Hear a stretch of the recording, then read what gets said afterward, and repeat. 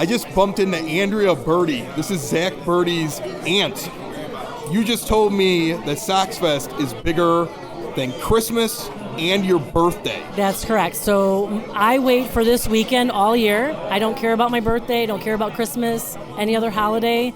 This is my holiday weekend. Why isn't Zach here? Where's he at? He, I believe, is either in the Dominican or he's in Arizona. Getting ready for spring training. Yes. And when he makes it, you get a skybox, right? I think I get the whole park. I think I get the whole park. That's my plan. Because that's what I enjoy, going to the game, just sitting there and watching the whole game. You and Zach come down to Evergreen Park.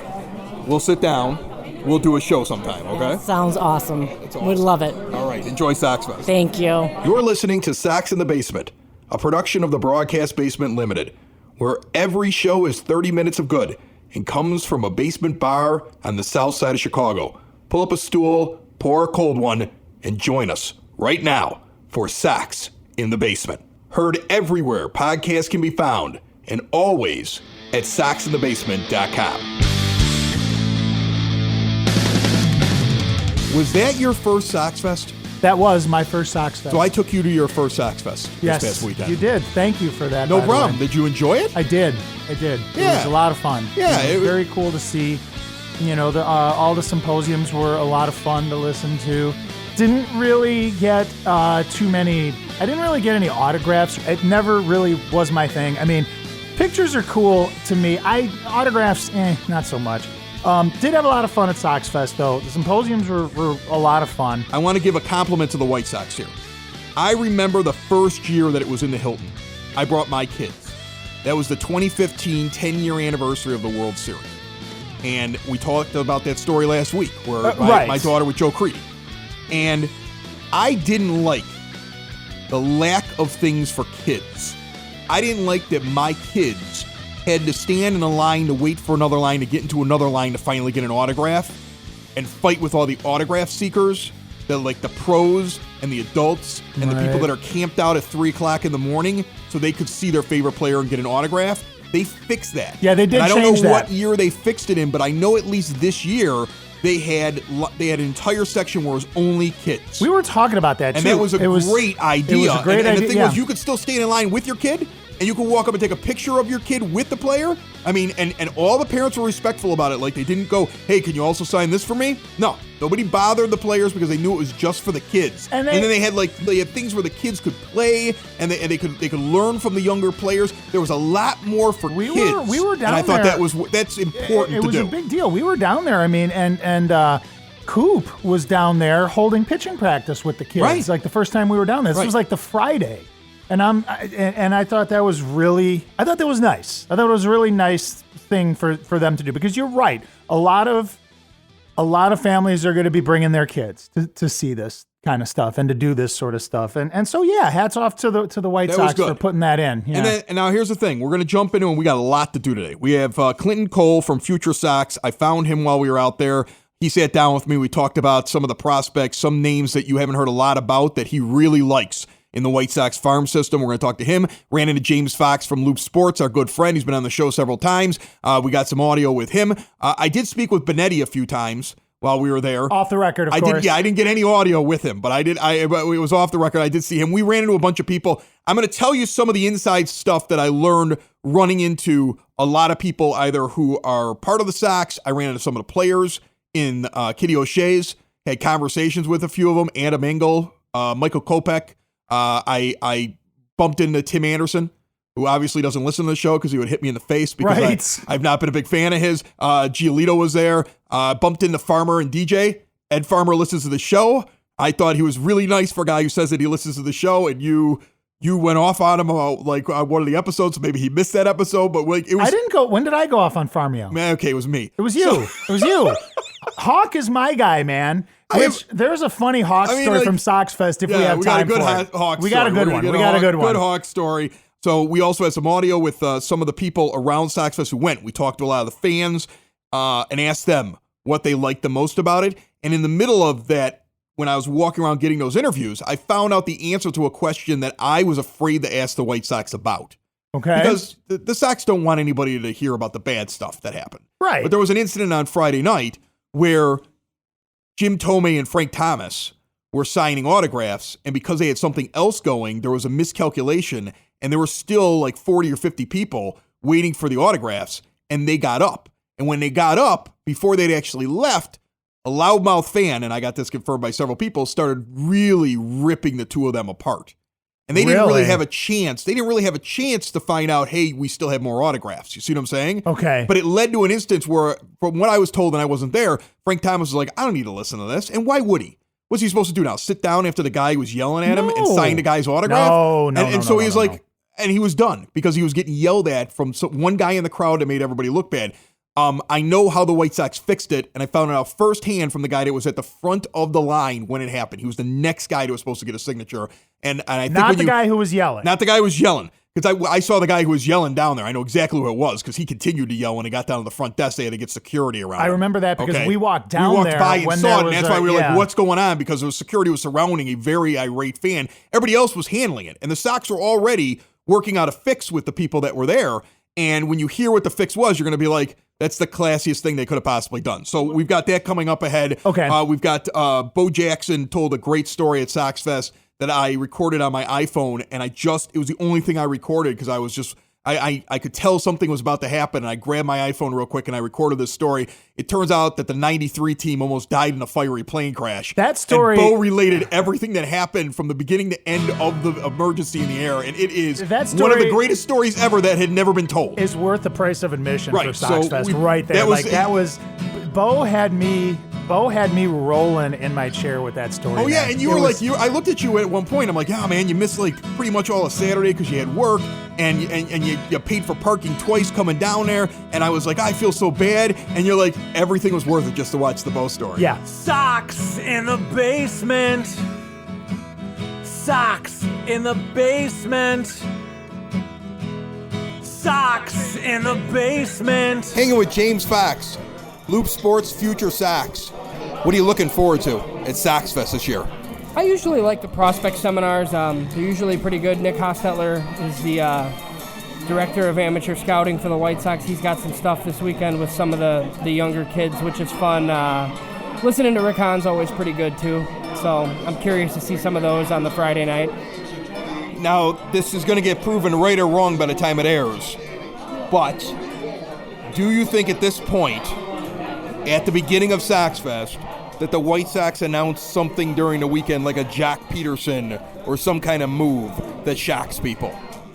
I don't think the White Sox announced anything, but I think a Jock Peterson trade leaks out somewhere. All right, so Dave, there was a lot of rumors swirling around while we were out there. Okay, and we talked to a lot of different people who are out there. One of the things that's been swirling around this week was a possible Jock Peterson acquisition. Right. And all the rumors had Aaron Bummer and Carson Fulmer going. The third player was the one that I heard many different things. All I can say, and we tweeted it out, is that I spoke to somebody during the weekend who had conversations and told me that unless something changes, if that deal goes through, the third name could very well be Blake Rutherford. That was what I was hearing, and too. That was the name I was hearing. You know, it's not confirmed, and so that's the problem. But the person I talked to, I believe him. I believe that if it isn't going to be Rutherford, it's at least been discussed, and that the team has discussed the possibility of sending him. Now, I don't have a problem with it. And I don't know what you think about, because we have a glut of outfield prospects, and I've said it already on the show. At some point, you're going to move them, and somebody's going to sit there and say, Rutherford, what the heck? And this means that we got taken on that trade. Look, the whole idea is to gather as many people as you can that are good, and then you use some of those pieces. And if Rutherford becomes part of a deal to bring a 25-year-old guy who was in the Rookie of the Year running and was an all-star in his first season and has plenty of years yet ahead of him, he's and entering got a couple years of control. Year 26. I'm okay with making some sort of a move there. And now here's the other thing. The White Sox have also discussed, and this was something you missed, you had headed home. And I think a lot of people missed it because I didn't see a lot of it on Twitter. Okay. But it was the first I'd really heard of it. Assistant General Manager Jeremy Haber was up there on the last symposium and casually off the cuff while trying to describe deals and the value of the prospects, made mention that the Sox had explored trying to acquire major league ball players that are already up and performing, that have years of control ahead of them, and they were willing to trade some of these prospect names that you're sitting around saying, I can't wait till this guy gets to the White Sox, that they were planning to trade some of their prospects if they could get a guy. And if you think about it, that's what the Brewers did. They gave away Lewis Brinson, who was a top 10 prospect, and then went out and hit $150 last year to get Christian Yelich. And they gave away not only Brinson, but a couple other players in that deal so they could get a guy that was young and controllable that they could keep. It sounds like the Sox tried to do that this offseason and would have done it if they would have been able to find a taker, and they weren't able to find the deal that worked for them. But it's something that was not reported on, that the Sox were thinking about actually dealing prospects for proven players this year. It just didn't happen. And that's from the assistant GM at the symposium. Now, there were some folks that we had talked to, like I'm thinking of a couple in particular, that were pretty upset about the Rutherford rumor. And here was my thing, because we had talked about this. Number one, glut of outfield prospects, very deep. Number two, this was not the first time that I had heard Rutherford's name discussed as a trade piece for an existing player. So it wasn't news to me. I guess I had always known going into it that what you were talking about is true, that some of these prospects that they had acquired were not going to end up on the big team. You can't have 12 outfielders. No, you can't. And then the other thing Somebody's not making it. The other thing too about it is that, from like what we had spoken about, it seemed almost as if Rutherford is getting passed up in the pecking order as far as some of the outfielders that may end up here on the big team. On the MLB pipeline list that comes out, and it came out this past weekend during SoxFest, the top 100 prospects. Now, it's a national thing, and I think they miss on some players, and they're not really as close to the team as like a guy like Clinton Cole, who we're going to talk to in just a few moments here, and we're going to play his interview from SoxFest. But Rutherford was a top 50 prospect. Then the next year, last year, he dropped to 77. And this year, he's not even on the top 100 prospect list. Right. So the national guys are cooled off on him considerably. If the White Sox have a team that's like, we like to grab this guy, and they're willing to pay what it would be for a top 100 Major League Baseball prospect, and the Sox realize that this isn't going to work, your player is better than anybody else. Yes. And that's why he might be included in it. Like I said, it's just a rumor, but I believe those rumors and the things that I heard from the people I spoke to far more than I believe what I see on Twitter. Hey, this is Acoustic Mike from Broadcast Basement, and you're listening to Sox in the Basement with Chris and his buddy Dave. I did the Broadcast Basement with Chris for 10 years, and nobody gave me a show. I'd leave if I had anything else to do with my life. Remember, the Broadcast Basement is available everywhere podcasts can be found, and always at broadcastbasement.com.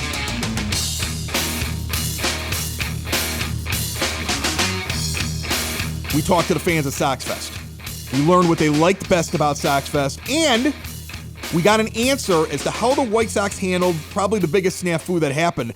Things just got a little crazy. I mean, you put two Hall of Famers next to each other. People are trying to figure out, how am I going to get an autograph and get the most great autographs I can? And it's like, wait, I don't have to stand in line for one guy. I can stand in line for two, and they're both Hall of Famers. I'm getting in that line. And time ran out, and about 40 people were left out in the cold. And in the middle of this, you'll hear the explanation as to how the White Sox fixed it. I thought it was pretty cool. What'd you think of SoxFest this year? Best part? Best part is just meeting the players. Kids Zone was great with all the clinics. My son learned a lot. Got to mess with Don Cooper. Was awesome. What was the best part about SoxFest this year? My kids had just a ball. All these players are honestly the best around. These guys take time for these kids. My kids are just so happy and having so much fun. Most disappointing part was that whole debacle the first day with Jim Tomei. And were you a part of that? I was the first one who got screwed out of the whole thing. Oh. I was right there at the top of the stairs as they stood up and walked away. So it happens. There was a rumor that somebody started yelling Yes. at them. Was that Guy, so? that's So why I somebody took in my the kids and somebody got in the out. line. Was it before or after they stood up? This was after they walked off, and the guy just like, oh, he just started yelling. Right. And so I was just like, you know what? I'm not going to be part of this. Let me get my kids out of here. Right. And we took the kids out. We did talk to the Sox organization. Actually, talked to a couple of VPs down here. They took down our information. They said they're going to make it right. We don't know what it's going to be. Yeah, they'll probably just send you some autographs or do something. to Actually, help they you say they out. want to do more than that, and I think what they're kind of hinting around the lines that they're going to bring us to a game or something like that. So I think there were about 40 of us total that got kind of screwed out of that whole ordeal. But they'll fix it next year. It's good. It's good that they take care of you when something like It that. really is, and the way that they take care of the kids, honestly, does not spoil this trip for us, not one little bit. But I mean, it's just been a blast. I will be back. This is a family tradition now. Last year was our first year, and it's going to be every year. What you think of SoxFest this year? It's freaking awesome. I love coming here. What was the best part about it for you? Seeing Tommy Friday night You got in that line, but you made it. with my speed pass. Yes, it was a rough go, but yeah, I made it through. You see those guys. I saw them up on stage. I can tell that they didn't even know what was going on when that thing went bad on Friday night. Yeah, it Then was I'm sure when you crazy. got up there, they were pretty nice guys. Most definitely. Best part about SoxFest? Think for the children. Think it's outstanding. They do a great job for these kids, and as long as they want to come back, I'll bring them back. Who'd you meet? Anybody you get to hang out with today? I met Paulka was here earlier. My son was hanging out with who was that? That was Leary earlier in the kids area. Ron Kittle and May were here sitting down talking with us. That farmer in the kids section. It's just great. You got a good spot too. You found a couch. The kids get to run around. The players come to you. Absolutely. Everybody else in line, you figured it out. Yes, sir. I'm a veteran. You got to do what you got to do. Let the kids go and let them enjoy it. All right, what's your name? Joey. Joey, and you are? Bill. You guys father, son, it looks like? Father, son. Awesome. So how often do you go to SoxFest? This is our, what? Our second time. Yeah, this is our second time. Very cool. What did you like about it this year? What was the best part? Organized, everything was kind of fast and efficient. We got to see Moncada. I'm trying to think who else. We got Ozzy. I got to see everyone else we kind of wanted to, so it's pretty cool. And it's cool to see all the guys kind of relaxed and meet everyone and kind of give their little insight and stuff like that. It's also fun to kind of hang out with Dad, though, right? Oh yeah, of course, that too. A little add benefit. The coolest thing, just like you said, I get to hang out with my son. That's it. He's 22, and I don't know how many more years we have of this stuff. But it's cool to hang out with the one person I love more than anything in the world. What's your name? Hannah Prince. Hannah, I see you sitting here. I'm guessing you're watching one of your kids. Yes. Getting ready? Yes, Who do you got I am. out there? I got Joshua, who's actually up to bat right now. I don't want to be in the way. You can still No, see it while you're you're talking to fine. me, Yeah, right? definitely. How much does it mean that they're doing this where they can go out here and work out with some of the players and some of the coaches, and it's not just standing in line and getting autographs? Yeah, this is everything to him. We actually spent most of the day in clinics and even today as well. So this is actually his favorite part, just getting to work with coaches, actually hang out with players, practice with them. This is his favorite. And me seeing him be so happy, that's what makes it my favorite too. So that's probably the best part about Yeah, SoxFest for you? Absolutely. It definitely is. Very cool. Thank you very much. Of course. It's the middle of the show song. It's the middle of the show song. It's the middle of the show song. It's the middle of the show song. Chris had nothing to put here, so he put this song. It's the middle of the show song. About to play the Clinton Cole interview here, Dave, from Future Sox. I really enjoyed having a conversation with him. We sat right in the lounge area, like the area had like the bar and the kids zone and everything else, which was, again, set up perfectly. That area of SoxFest was perfect. There's a bar on one end for the dads to stand in. There's couches for the dads that want to sit down in a comfortable chair. There's video games for the kids to keep them. virtual reality. Virtual home run reality. hitting I contest. saw Kopech, coming off his Tommy John surgery, doing home run derby with the thing. He looked pretty healthy. Nice. I told Kopech on Sunday morning that I was staying at the elevators with him, and I said, you're going to win the award for most visible guy in the lobby. And he's like, I keep trying to avoid people. I'm like, you're 7 feet tall. It's impossible. I'm like, start trying to find like the back door. And he was laughing, but he has Dad with him. When you look at his dad is like my size. Your height, yeah. And it's like, where did this kid spring out of? That's incredible. What were they feeding him? But anyway. Well, not only that, but I mean, Kopech is, yes, he's a very tall gentleman. He's also very, he's obviously an athlete. Stands out with the hairdo, and he's an obviously athlete. an Yeah. athlete. Right. He's tan. Everybody knows him. Everybody Everybody knows him. He can't escape. And what's great is like he at one point was walking out. I saw him on Saturday, and I'm going to tell you something. if you listen to the show and you do this, I don't want you to take too much offense to it, but at some point, you got to say, leave the guys alone and let them have a life.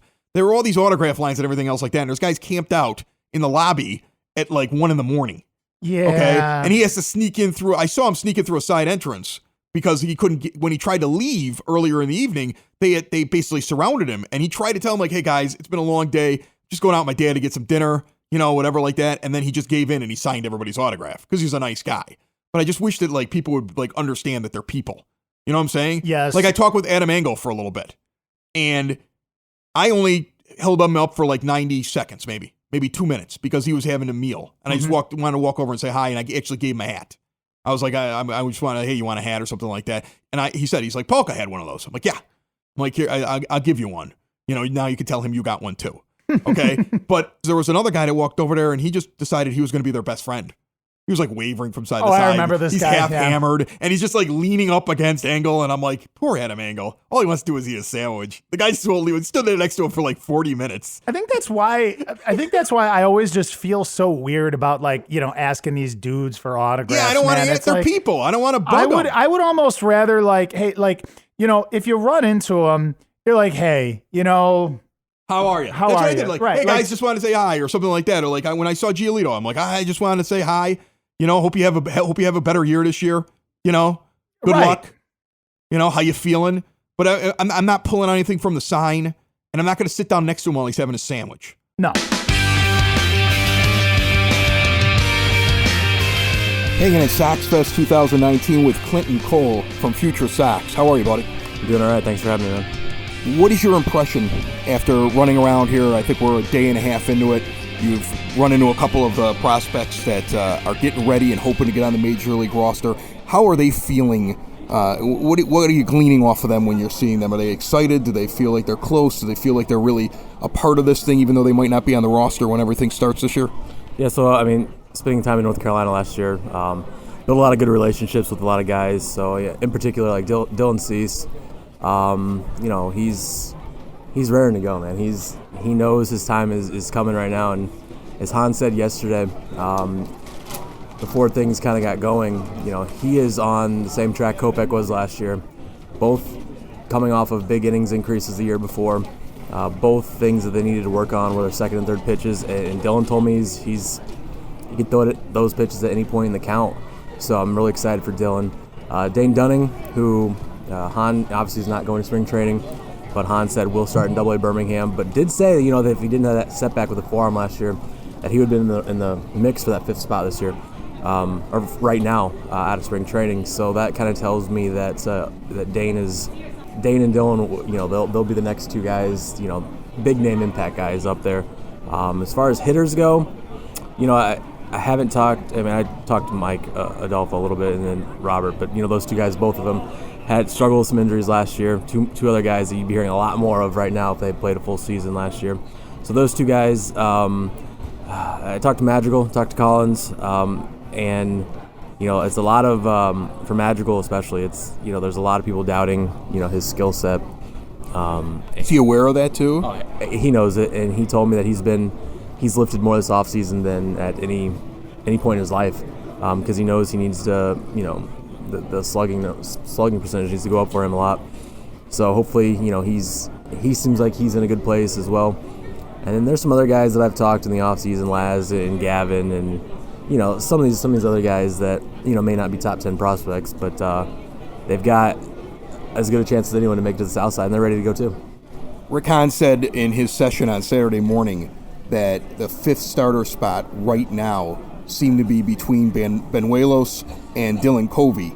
Is there a dark horse candidate that you think could come out of spring training after covering the guys that are in the minors? Somebody coming from AAA possibly that might not be, might be able to prove themselves over those two guys?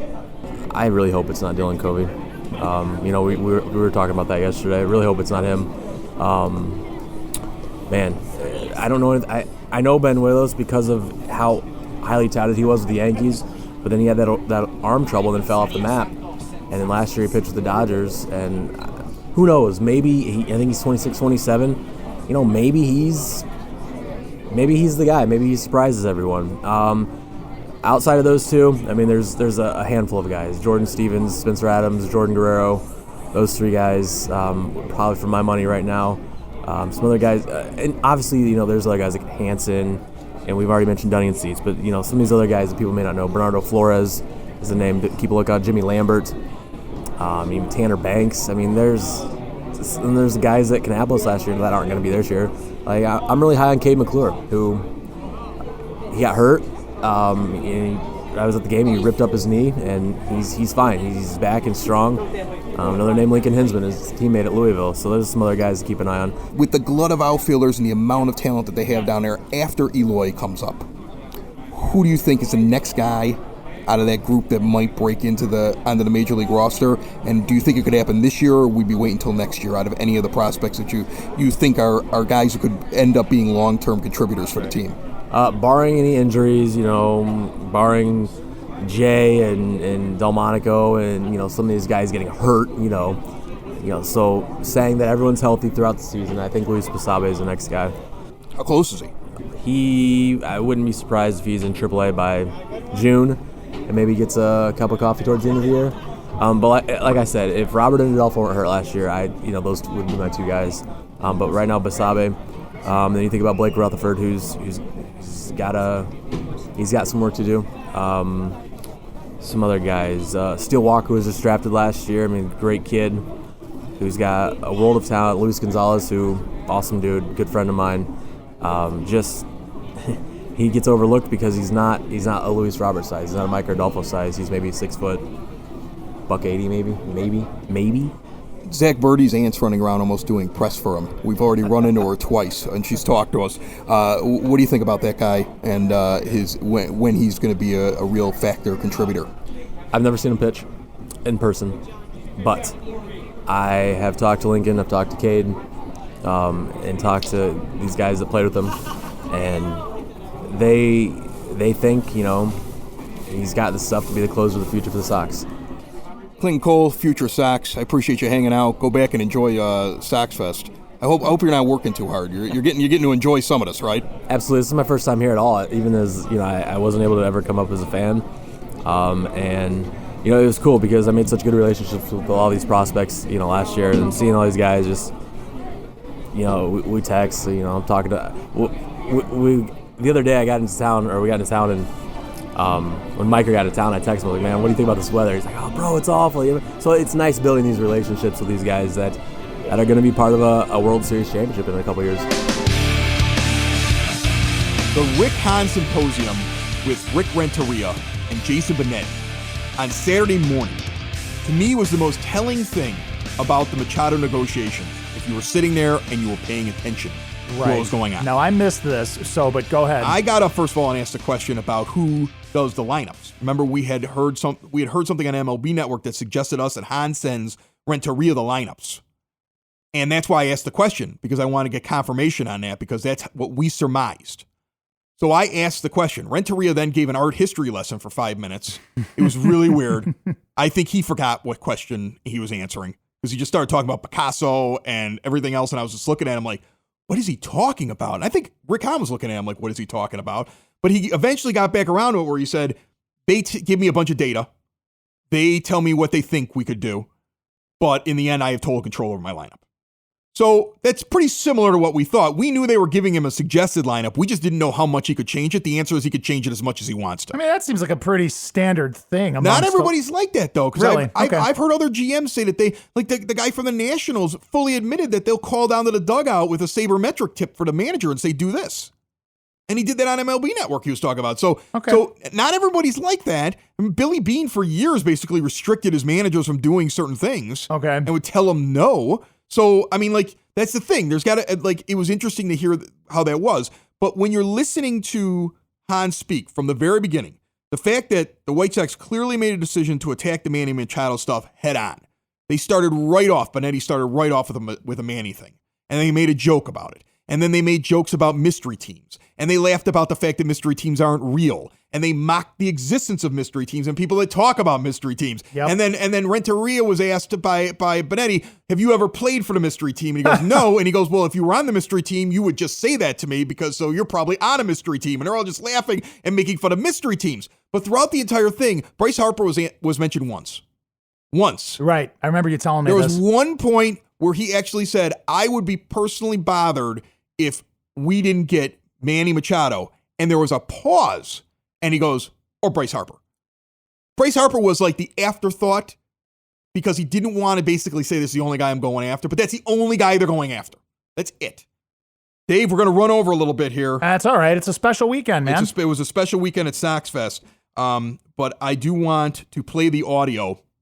Hopefully this will come through okay, of Bo Jackson relaying the story at SoxFest of the near-death experience of the entire 1993 team. And the fact that he basically told you what the plane was like. Who had gas on the plane? Hilarious. Who liked to get drunk in the back of the plane? Who freaked out the most, and you're going to love this, when the plane was on fire? Like, who just lost it on the plane? Okay? Herm Schneider was out there for this, so you might hear his voice, and you might hear Hawk Harrelson. I know you hear him at one point on this because he was hosting the entire thing. And so you're going to hear these guys on it. Hawk was on the plane and Herm was on the plane. So all three of the guys were on it, but it's basically Bo telling this story. And enjoy this one here as we close out this week of Sox in the Basement. We will see you next week. Every Wednesday, it's 30 minutes of White Sox talk, even though this one went a little bit long, but there was just so much that happened at SoxFest. I believe we are going to see a Machado signing. The White Sox have said, Rick Hahn said he is personally working on, or at least over the weekend, was working on 3 to 4 acquisitions just during SoxFest weekend. That was revealed. Something's going to pop. I don't think they're done. I just think they're being smart because they're a team that is still in a rebuild and doesn't want to cut their noses off to spite their face if they're going through a couple years of hell.